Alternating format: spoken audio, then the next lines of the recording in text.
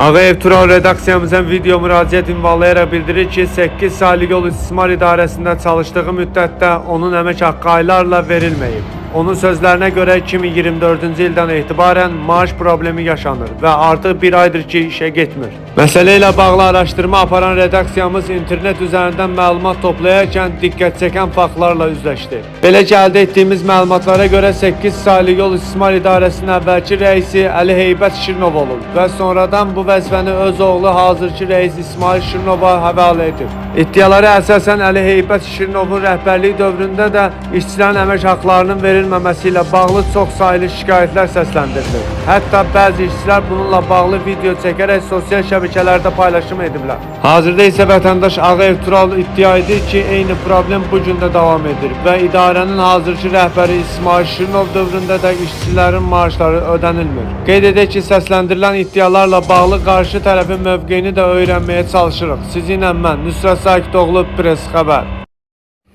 Deməli bu yolda Çöl Göylər yolunun dağılmış bir hissəsidir. Demək Şirinov Əli Heybət, bax bu yollara ayrılan milyonları mənimsəyirsən və öz işçilərinin 5-6 ayda əmək haqlarını vermirsən. Sabirabad rayonunun Kovlar kəndi Ağayev Tural Nərbaloğlu.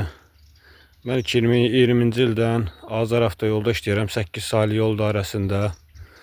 Mənim əmək haqqımı vermirlər. İmişliyə müraciət eləmişəm, əmək müfəttişliyinə ərizə elən. Elə zəng eləyirəm, deyirlər gözləyin, hələ bir xəbər yoxdur. Sizə xəbər verəcəm, məlumat verəcəm. Bir şey yoxdur. Sizdən xahiş eləyirəm, mənə bir köməklik göstərəsiniz. Mən Ağayev Tural Nərbaloğlu, Sabirabad rayonunun Kovlar kəndi. Mən 8 saylı yol idarəsində işləyirəm, çilingər işləyirəm, silesir. Mənim əmək haqqım 2024-cü ildən 2025-ci ildən qalığı var, vermirlər. Ona görə müraciət elədim sizə.